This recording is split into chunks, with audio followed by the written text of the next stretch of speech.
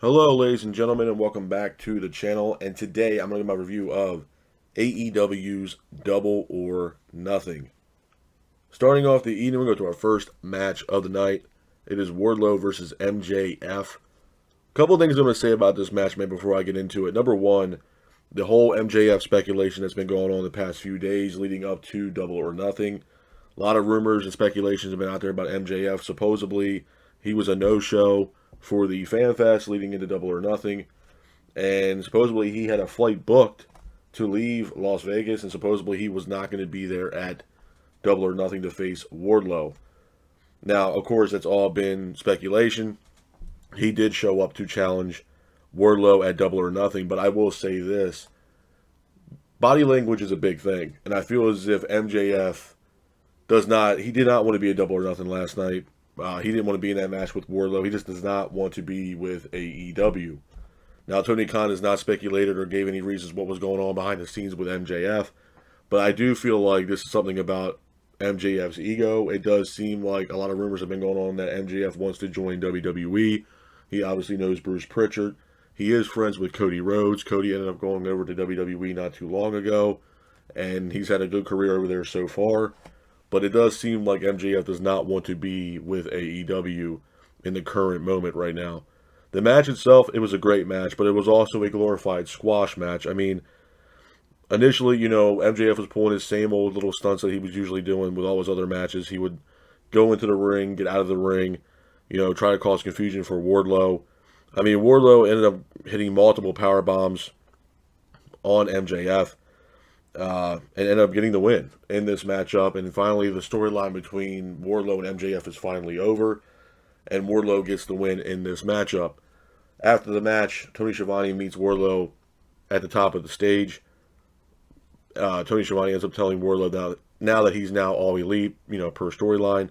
And I'm glad the storyline's kind of over, man. I'm glad that, Wardlow can kind of go on and do his own thing. He's going to be a big, big star in AEW. But like I had stated earlier, just with all the speculation with MJF not possibly showing up at Double or Nothing, he didn't show up for Fan Fest, and with him having a flight supposedly to leave Las Vegas, a lot of things were up in the air leading into Double or Nothing last night. And furthermore, it's still reported after Double or Nothing that, MJF went home, and he has a lot to think about in his regards of his career in AEW and what he's going to do next. So, who knows, man? I know MJF and Tony Khan have had a lot of heat backstage, so who knows if MJF is actually going to leave AEW when his contract is up and move on to WWE. If I had to take a wild guess, I do think MJF will possibly leave because this is not about a money situation. This is about an ego, and this goes hand in hand with Cody Rhodes. This is a pure ego thing for MJF. MJF wants to go into WWE and wants to, challenge Roman Reigns and people like that, Drew McIntyre. It's not going to last long, man. And people have to realize this. Yeah, MJF can do a lot of stuff in AEW. Going over to WWE, man, Bruce Pritchard, Vince McMahon, they all have control over creative. And we might not, if MJF goes to WWE, we might not get the same MJF of what we're getting right now in AEW. It can be a complete different, situation over WWE than what he's been doing in AEW. So, but all in all, I'm happy that Wardlow got the win. And now he, is pretty much scot-free away from MJF. Now he's all elite talent, and now we're really going to see what Wardlow can do in the future and possibly be a world champion for AEW in the future. So, like I stated earlier, man, hats off to Wardlow for getting the win in that matchup. Moving on from that, we go into our next match of the night. It is the Hardys versus the Young Bucks. I thought it was a good match, back and forth matchup between the Hardys and the Bucks, with the Bucks keeping the pace of the match. Jeff ends up hitting a whisper in the wind. Matt then hits a side effect for a near fall. Nick Jackson then hits a swanton off the top rope on the Hardys on the outside. Matt Jackson then hits a twist of fate on Jeff. Nick then hits a swanton for a near fall. Young Bucks then hit a super kick on the Hardys in the middle of the ring. Matt Jackson then throws Jeff onto the step, but Jeff somehow gets off of these steel steps. Jeff then hits a swanton off the top rope on Matt Jackson on the steel steps. Matt Hardy then hits a twist of fate, and then Jeff hits his signature swanton off the top rope on Nick Jackson. Pins him for the 3, and your winners of the match are the Hardys. A couple of things I'm going to say about this one too, man. And I think a lot of people had probably stated the same thing. it definitely seemed like the Hardys were kind of lackadaisical in this match last night, especially Jeff. There was a moment in that match where Jeff's, shoe or boot, if you will, came loose. Now, a lot of people thought, including myself, that the referee was checking on him. I thought maybe Jeff was hurt. That wasn't the case. I feel like Jeff was really out of it in this matchup. And a lot of people were probably contemplating, well, we had this situation where Jeff was in WWE and he kind of, ran through the fans and he was kind of done. Well, Jeff Hardy did the same thing last night to a point where Matt even, put his hands up like, what the hell is going on? I do think there's some kind of issue going on here with Jeff Hardy. I really do. I don't know if it's an alcohol thing with Jeff. I'm not sure.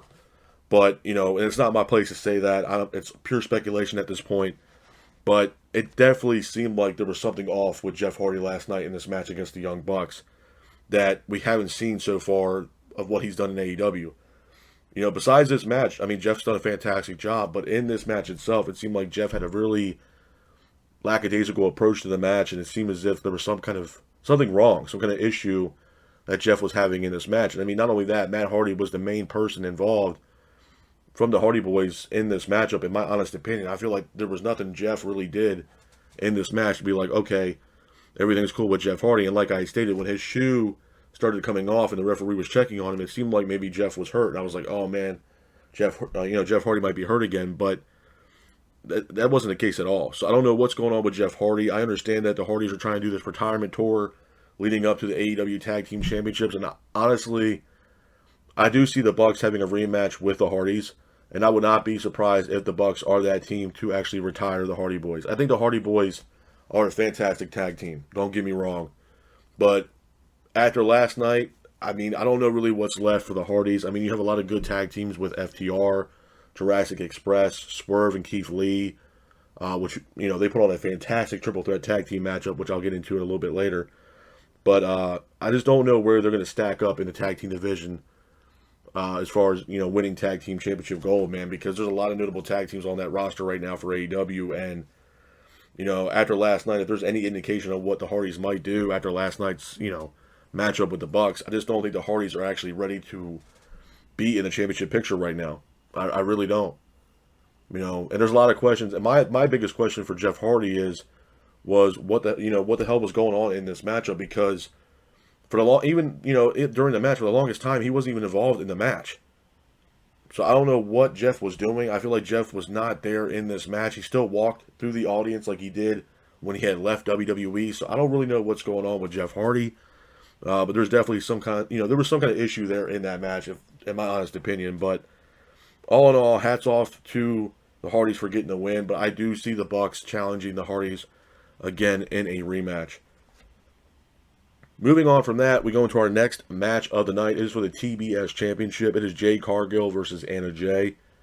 I thought this was a good matchup as well. Back and forth matchup between Anna Jay and Jade Cargill, with Jade keeping the pace of the match.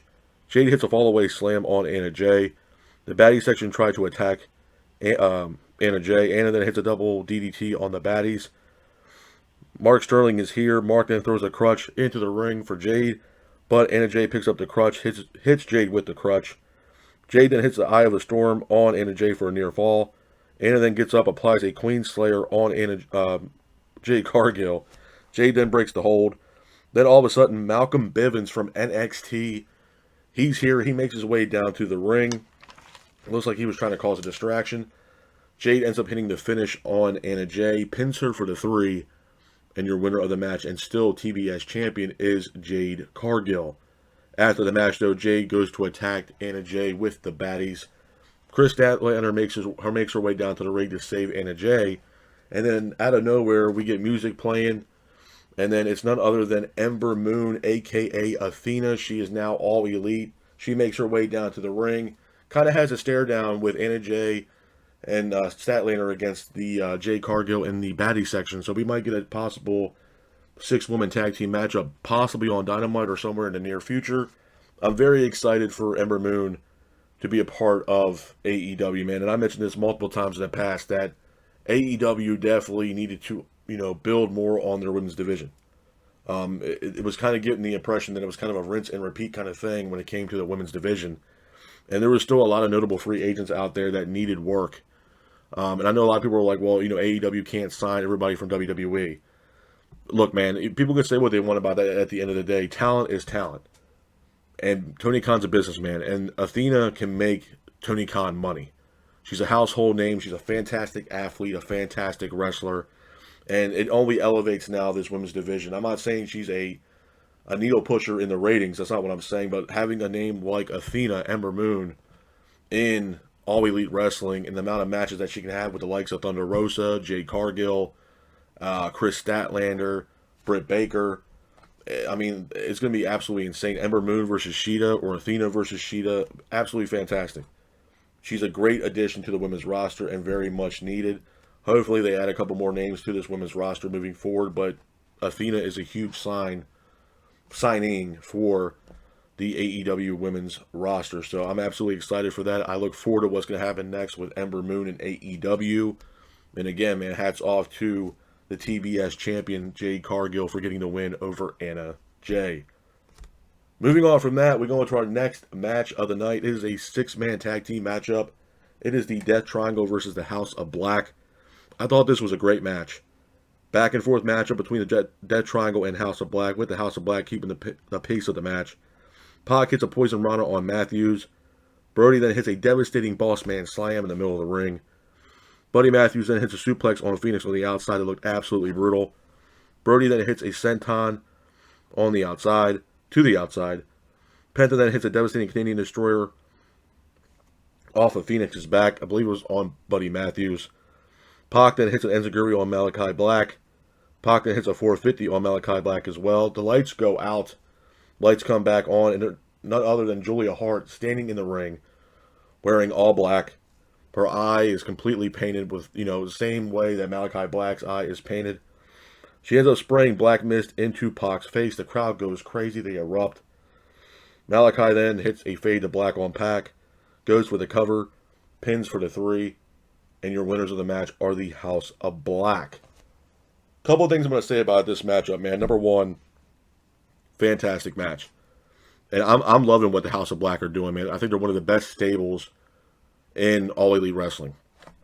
And when Tony Khan does decide to possibly make a Trios Championship, I can totally see in House of Black being the first ever Trios Tag Team Champions. I mean, you had the likes of Malachi Black, Brody King, and you have Buddy Matthews. Those 3 guys right there have been tearing the house down since they got in AEW, especially Malachi Black. And now you have the addition of Julia Hart signing with, or joining, if you will, with the House of Black, man. It's going to be absolutely insane. And honestly, it was time, it was time for Julia Hart to join the House of Black. This whole situation with Julia Hart has been going on for months now. And honestly, it was time for her to join the House of Black. Because you can definitely tell there was kind of a different, there was a difference between the Varsity Blondes and Julia Hart. And Julia Hart looked like she was possibly going to join the House of Black not too long ago when, they gave her a chair to hit.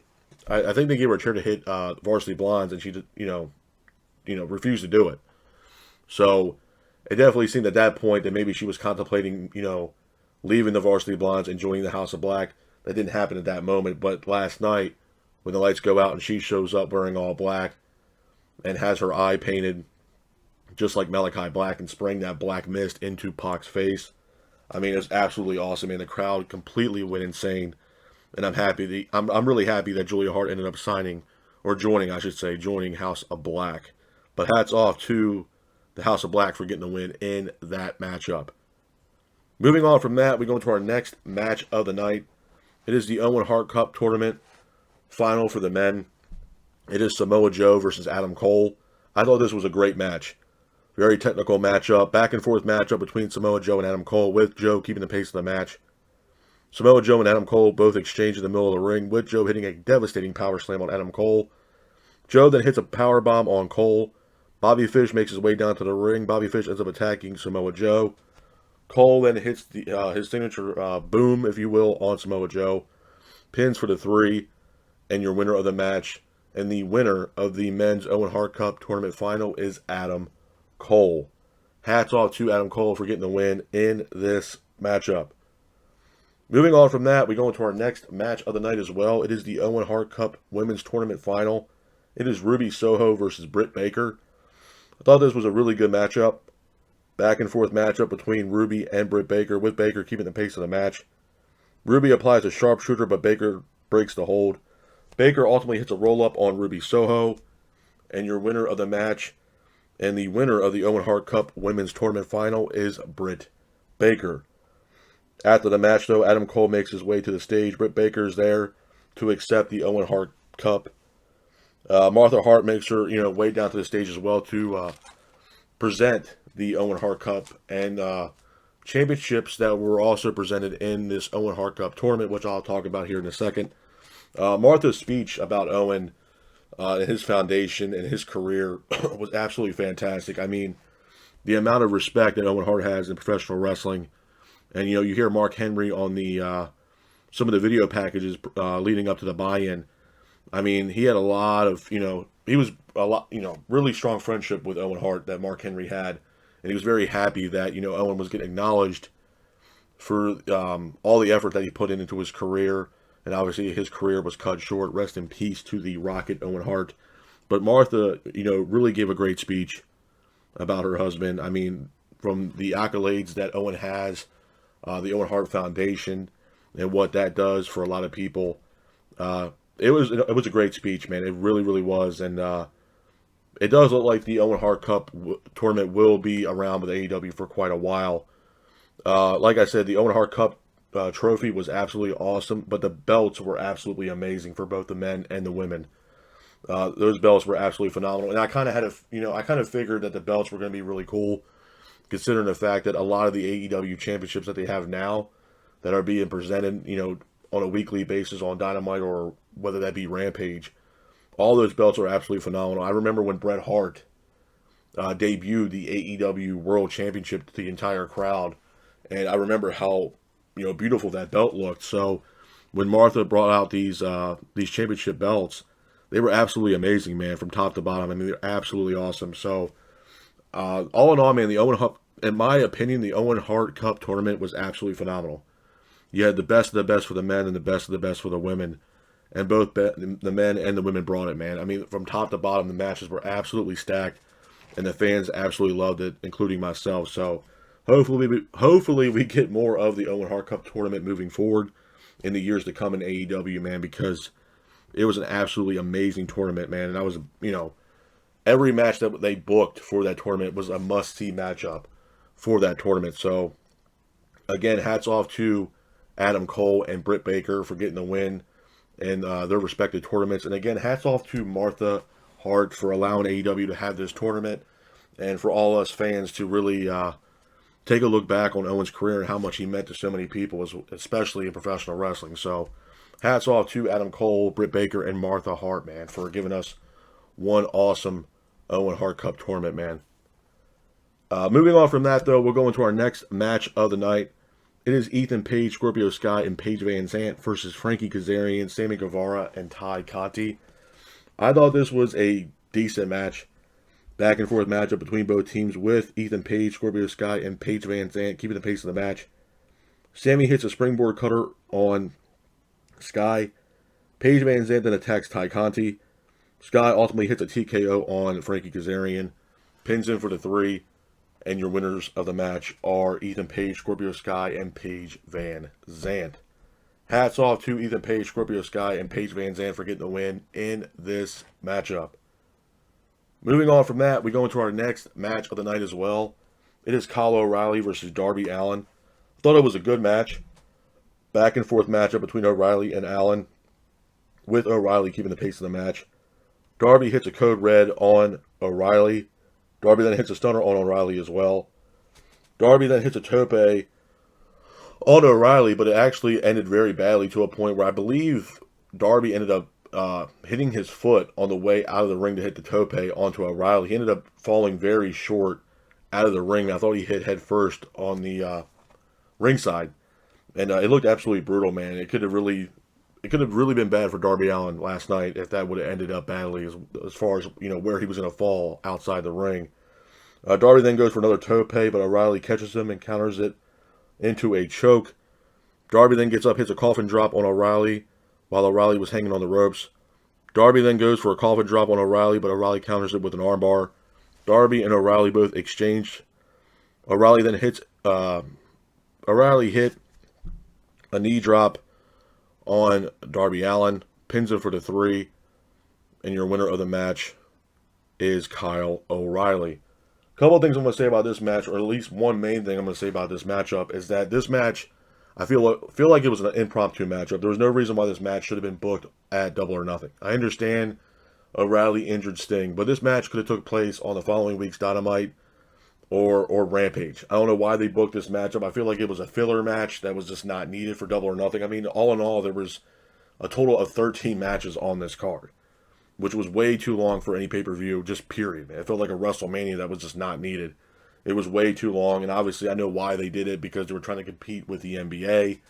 It just was way too many matches, and I feel like this match alone just was not needed on the card, and I really do feel like this match was a filler matchup, but hats off to O'Reilly for getting a win in this matchup. Moving on from that, we go into our next match of the night. It is for the AEW Women's Championship. It is Thunder Rosa versus Serena Deeb. I thought this was a good match. Back and forth matchup between Rosa and Deeb, with Rosa keeping the pace of the match. Serena applies a figure 4 leg lock on Rosa, but Rosa quickly breaks the hold. Serena then hits a detox on Thunder Rosa for a near fall. Serena then also hits a devastating powerbomb on Thunder Rosa. Serena then applies a Texas Cloverleaf on Thunder Rosa, but Rosa ends up hitting the finish on Serena Deeb, pins her for the 3, and your winner of the match, and still AEW Women's Champion, is Thunder Rosa. Hats off to Thunder Rosa for getting a win in this matchup. Moving on from that, we go into our next match of the night.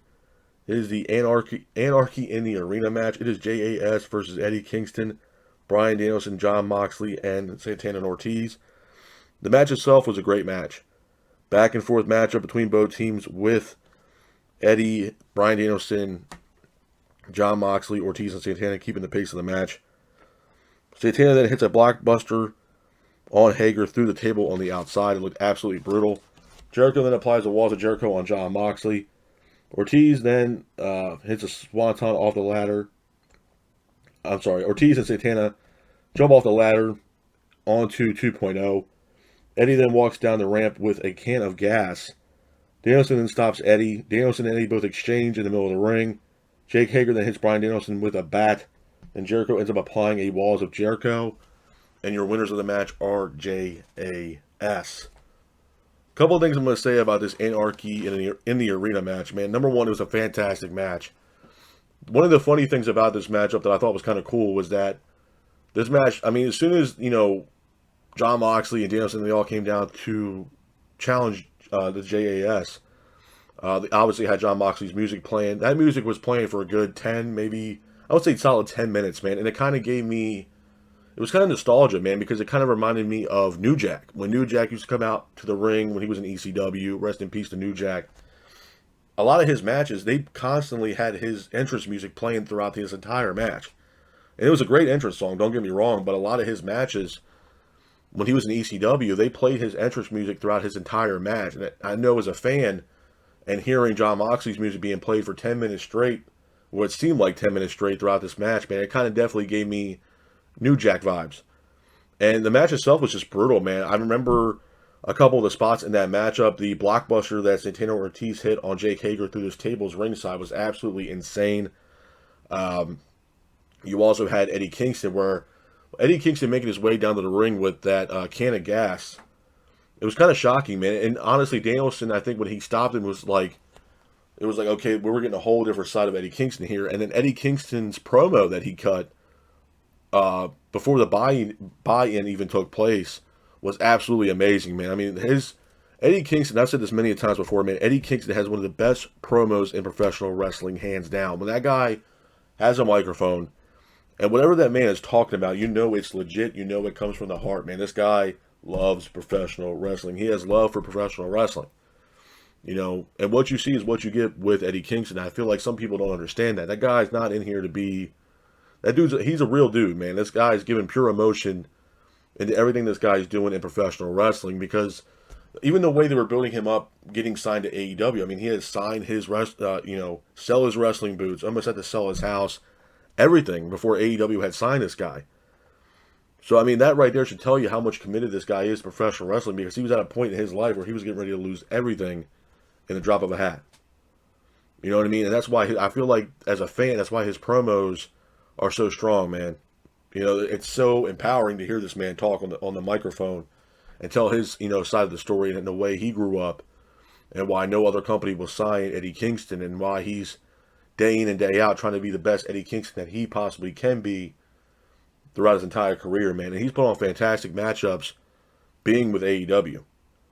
You know, even the match he had with Jon Moxley when they were having their little beef. Fantastic match, man.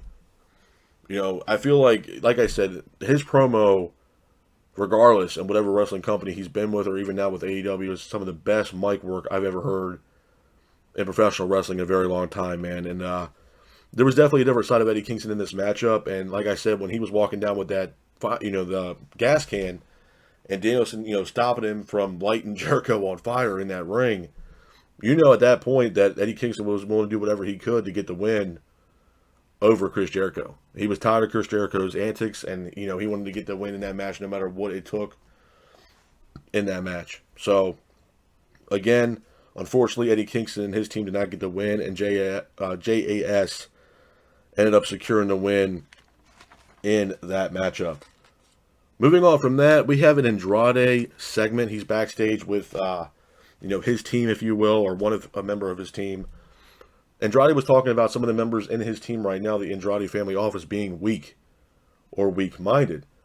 So Andrade, said that he needs a new member of part of his team, and that member is none other than former Ring of Honor World Champion Rush. I thought this was huge. And I've stated this multiple times, man. Rush is one of those wrestlers, man. That guy gives you 110%. He is brutal, in my honest opinion. And he's a fantastic wrestler. Great wrestler. Adding Rush to AEW or teaming up with Andrade, man, is going to be absolutely insane. And honestly, I could see why Rush did sign or will sign with AEW if he already hasn't. Why he's coming over to AEW, because Tony Khan also owns Ring of Honor.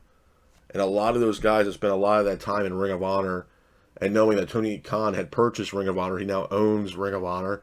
He's the head booker for Ring of Honor. A lot of these guys still want to be around the stigma of Ring of Honor and what it was and what it presented to professional wrestling and what it brought to the fans. Guys like Rush, another big one is Jonathan Gresham, the Ring of Honor World Champion. I feel like Jonathan Gresham is one of those dudes that wants to be loyal to one specific brand. Obviously he goes around the world and wrestles, but when he wrestles, he represents that Ring of Honor, company and that Ring of Honor championship. And a lot of these guys, want to be surrounded still by that Ring of Honor brand. And I think Rush is another definition of that. So adding Rush to AEW and, obviously Tony Khan owning Ring of Honor, I think Rush is going to be a great addition to AEW and Ring of Honor. I think Rush can have a lot of fantastic matches, whether it be in AEW or whatever Tony Khan decides to do with Ring of Honor. So I thought this was huge. Definitely look forward to what's going to happen next with Rush in All Elite Wrestling.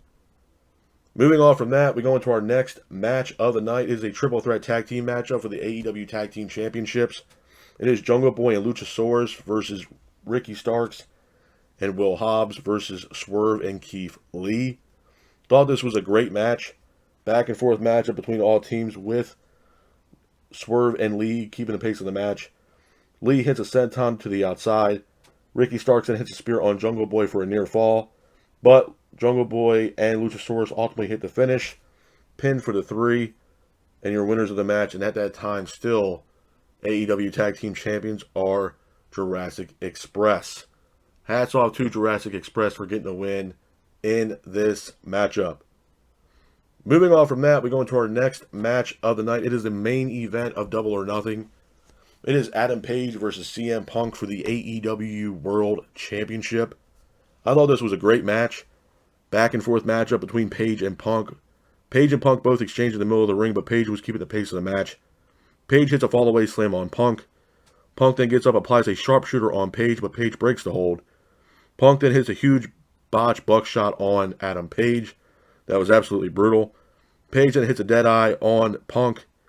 Page then hits a GTS on Punk for a near fall. Punk then goes for a GTS, but accidentally hit the ref. Punk then ultimately hits a GTS on Page. Pins for the 3. And your winner of the match and new AEW World Champion is CM Punk.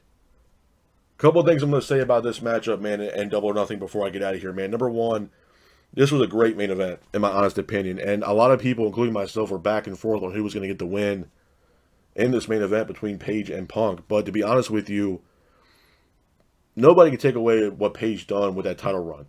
I thought he had a really decent, solid title run with the World Championship. So it's definitely going to beg the question, what's going to be next for Adam Page after he now lost the championship? And what's going to be next for CM Punk? And not only that, the next pay-per-view that they're going to have is the Forbidden Door. Live in Chicago, CM Punk's hometown. And I stated this before, man, what better way to go into the Forbidden Door pay-per-view in Chicago than have your hometown guy, your world champion, CM Punk, showing up for that event, man. It's going to be absolutely insane when the Forbidden Door comes around. That pay-per-view is going to be absolutely awesome. But like I said, man, I mean, the main event was absolutely insane. It really was. It was a really good, solid event. The only negative thing I'll say about Double or Nothing, that it was just extremely long, man. It was like 13 matches in total for Double or Nothing. It was extremely long.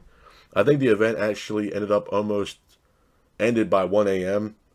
And technically it started around like 7 with the buy-in. So, I mean, it was absolutely way too long. I think it was like 6 hours long. I feel like in that aspect, they could have, dialed it down a little bit to maybe like 7 or 8 matches for this pay-per-view. But all in all, it was a solid event, man. If I had to give Double or Nothing a solid rating from 1 out of 10, I'm going to give it a solid probably 7.5, 8, man. It was a really solid event from top to bottom. Obviously, the Owen Hart Cup tournament finals for both the men and the women was absolutely amazing. The tournaments were awesome. Just the presentation at the end with, like I said, the Owen Hart Cup trophy, the belts that were presented by Martha Hart. Absolutely fantastic stuff, man. And all in all, there were some decent matches on here, man. So I would have to give Double or Nothing a solid 8, probably 8 or 8.5 at best. But this is my review of Double or Nothing. I hope you guys are out there staying safe, be careful, and remember, stay classic. Peace.